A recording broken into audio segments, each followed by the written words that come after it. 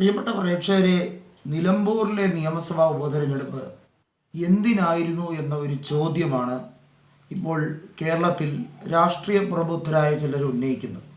അവിടെ ആ ചോദ്യത്തിൻ്റെ പ്രസക്തി ഒട്ടുമേ തന്നെ ഇല്ല എന്ന് ഞാൻ തുടക്കത്തിലേ തന്നെ പറയട്ടെ.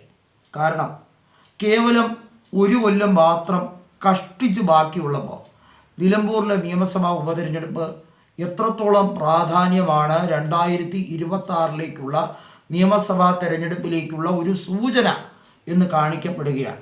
നമുക്കറിയാം, പാലക്കാട് നിയമസഭാ ഉപതെരഞ്ഞെടുപ്പ് നടന്നതാണ്. അത് ഷാഫി പറമ്പിൽ രാജിവെച്ച് പാർലമെൻറ്റിലേക്ക് പോയതിനെ തുടർന്ന് ഉണ്ടായ തെരഞ്ഞെടുപ്പാണ്. പക്ഷേ ഇവിടെ അൻവർ രാജിവെച്ചത് ഒരു മെസ്സേജ് കൊടുത്തുകൊണ്ടാണ്. ഞാൻ ഇതാ പിണറായിസത്തെ എതിർക്കുകയാണ്, പിണറായിയുടെ അധികാര ദുർവിനിയോഗത്തെയും സ്വജനപക്ഷപാതത്തെയുമാണ് ഞാൻ നഖശികാന്തം എതിർക്കുന്നത്. ഒന്ന് ആലോചിക്കണം, ഒരു കാലത്ത് പിണറായിയുടെ വാളായി നിന്ന ഇതേ അൻവർ, എല്ലാവരുടെയും വിരോധവും വെറുപ്പും പിടിച്ചു വാങ്ങിയ അൻവർ എന്തുകൊണ്ടാണ് പിണറായി ഇത്രയധികം എതിർക്കുന്നത്? അപ്പോൾ അദ്ദേഹം സ്വാഭാവികമായി UDF കൂടെ നിൽക്കേണ്ടതല്ലേ എന്ന് UDF ചോദിക്കും. അദ്ദേഹത്തിന് നിൽക്കാതിരിക്കാം, അതൊക്കെ അദ്ദേഹത്തിൻ്റെ വ്യക്തിപരമായ താല്പര്യമാണ്. പക്ഷേ അദ്ദേഹത്തിന് ഒരു മുന്നണിയിൽ കയറി പറ്റാതെ, പ്രത്യേകിച്ചും LDF UDF കയറി പറ്റാതെ അദ്ദേഹത്തിന് കാര്യമായി കേരളത്തിൽ ഒരു മണ്ഡലത്തിലും ഒരു രീതിയിലുള്ള ചലനവും സൃഷ്ടിക്കാൻ കഴിയില്ല. നിലമ്പൂരിൽ അദ്ദേഹം സ്വതന്ത്രനായി നിന്നു നോക്കട്ടെ. 2011 നിയമസഭാ തെരഞ്ഞെടുപ്പിൽ PK ബഷീറിനെതിരെ ഏറനാട് CPIയുടെ ഔദ്യോഗിക സ്ഥാനാർത്ഥിയെ പോലും രണ്ടാമത് എത്തേണ്ട ആ വ്യക്തിയെ പിന്തള്ളി ഈ പറയുന്ന അൻവറാണ് 47,000 വോട്ട് സമാഹരിച്ചുകൊണ്ട് അവിടെ രണ്ടാം സ്ഥാനത്തെത്തി. അന്ന് ബഷീർ ജയിച്ചത് 11,000 വോട്ടിനാണ്. Not the point. ഇവിടെ അൻവർ തൃണമൂൽ കോൺഗ്രസിൻ്റെ അംഗമാണല്ലോ. അദ്ദേഹം ഇപ്പോൾ തൃണമൂൽ കോൺഗ്രസ് സ്ഥാനാർത്ഥിയായി നിൽക്കുകയാണ് എന്ന് ഏറെക്കുറെ വ്യക്തമാകുന്നു. അദ്ദേഹത്തിനെ പിൻവലിപ്പിക്കാനോ അനുനയിപ്പിക്കാനോ ഒക്കെ UDF ശ്രമിക്കുന്നുണ്ട്. പക്ഷേ പല പ്രമുഖരായ നേതാക്കളും UDF പറയുന്ന അൻവറിനോട് പോകാൻ പറയാനാണ്. അൻവറൊന്നും ഒരു ഇമ്പാക്റ്റ് ഉണ്ടാക്കത്തില്ല.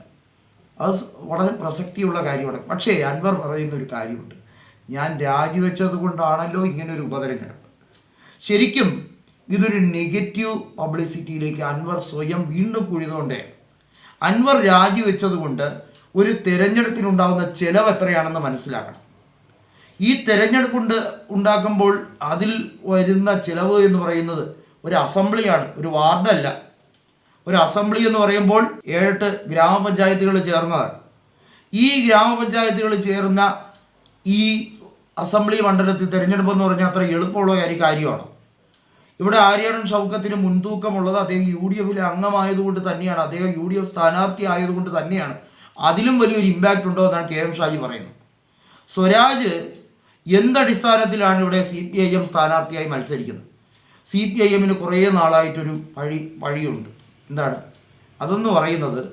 കുറേ നാളായി CPIM ഇപ്പോൾ ഉപതെരഞ്ഞെടുപ്പുകളിലൊന്നും സ്വതന്ത്ര സ്ഥാനാർത്ഥികളെ അല്ലാതെ ഒന്നും വയ്ക്കുന്നില്ല.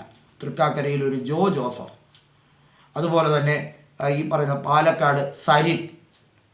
എന്തൊരു ദയനീയ അവസ്ഥയാണെന്ന് ഓർക്കണം. ജോ ജോസഫ് ഇപ്പോൾ ഫേസ്ബുക്ക് കുറിപ്പൊക്കെ കുറിച്ചുകൊണ്ടിരിക്കുകയാണ് KM മുരളീധരനെതിരെ. ഈ ഡോക്ടർമാരൊക്കെ നിലമ്പൂരിലുള്ളവർ, ആ പരിസരത്തൊക്കെ ഉള്ളവർ ഓടിത്തള്ളിയെന്നാണ് പറയുന്നതെന്നാണ് KM ഷാജി പറയുന്നത്. കാരണം അവരെ ആരെങ്കിലും പിടിച്ച് ടെലസ്കോപ്പ് അടയാളത്തിൽ സ്വതന്ത്ര സ്ഥാനാർത്ഥി ആക്കി കളഞ്ഞാലോ, അത് സംശയമില്ലാതില്ല. പക്ഷേ സ്വരാജിനെ ആക്കിയതിന് പിന്നൊരു മെസ്സേജുണ്ട്. സ്വരാജിനെ എന്തിനാണ് ആക്കിയത്? ഇപ്പോഴത്തെ ട്രെൻഡ് UDF അനുകൂലമാണ്. അൻവർ ഇനി മത്സരിച്ചാലും ഇല്ലെങ്കിലും ഷൗക്കത്തിന് ഭൂരിപക്ഷം ഉറപ്പാണ്. ഷൗക്കത്തിൻ്റെ ഭൂരിപക്ഷം കുറയ്ക്കാൻ പറ്റുമോ കൂട്ടാൻ പറ്റുമോ, അൻവർ പിടിക്കുന്ന വോട്ട് ഏത് രീതിയിലുള്ള ഷിഫ്റ്റ് ആയിരിക്കും, UDF പ്രതികൂലമാവുമെന്ന് ഏതർത്ഥത്തിൽ പറയാൻ പറ്റും? അൻവർ ഇത്രയും നാൾ LDF കൂടെ അല്ലായിരുന്നു, ഇത്രയും നാൾ UDF അല്ലേ വിമർശിച്ചത്. പൊടുന്നനെ അൻവർ ഉടനെ കയറി വന്നിട്ട് പറയണതാ ഞാൻ LDF നഖശികാന്തം വിമർശിക്കുന്നു, എന്നാൽ ഞാൻ UDF പിന്തുണ കൊടുക്കാനും പോണില്ല എന്ന് പറഞ്ഞാൽ UDF നഷ്ടമൊന്നും സംഭവിക്കാൻ പോണില്ല. ഇവിടെയാണ് അൻവറുടെ കണക്കൂട്ടൽ പിഴച്ചിരിക്കുന്നത്. പക്ഷേ സ്വരാജ് വീണ്ടും നേർച്ചക്കോടിയാവുകയാണ്. VS അച്യുതാനന്ദൻ, വന്ധ്യവയോധികനായ VS അച്യുതാനന്ദനെ കുറിച്ച് സ്വരാജ് പറഞ്ഞതൊക്കെ റെക്കോർഡിക്കലാണ്. ക്യാപിറ്റൽ പണിഷ്മെൻറ്റ് കൊടുക്കണമെന്നും പിതൃശൂന്യനെന്നും ഒക്കെ പറഞ്ഞത് ഒരു മനുഷ്യനെ കുറിച്ച് പറഞ്ഞാണ്. അറ്റ്ലീസ്റ്റ് ഒരു ക്ഷമാപണമെങ്കിലും അതിന് പേരിൽ നടത്തിയിട്ടുണ്ടെങ്കിൽ. പിണറായിസത്തിൻ്റെ ഒരു വക്താവായിരുന്നു സ്വരാജ് ഒരു കാലത്ത്. തൃപ്പൂണിത്തുറയിൽ 2016 സീറ്റ് കൊടുത്ത് ജയിച്ചു. 4000 വോട്ടിന് ജയിച്ചു. 2021 ജയിക്കാമെന്ന് കരുതി തോറ്റു. മന്ത്രിയാവാൻ വിചാരിച്ച് ഉപ്പായം തച്ച് റെഡിയായി നിന്നാണ് സ്വരാജ്. പക്ഷേ സ്വരാജിനെ തോൽപ്പിച്ചതിന് പിന്നിൽ കൃത്യമായിട്ടുള്ളൊരു അജണ്ട ഉണ്ട് എന്നാണ് എല്ലാവരും പറയുന്നത്. എന്താണ്? മന്ത്രി ആയിട്ട് റിയാസിനെ കൊണ്ടുവരാൻ സ്വരാജ് ഒരു തടസ്സമാണ്. സ്വരാജ് DYFIയുടെ മുൻ സംസ്ഥാന സെക്രട്ടറിയാണ്. റിയാസും ആ രീതിയിൽ പയറ്റി തെളിഞ്ഞ വ്യക്തിയാണ്.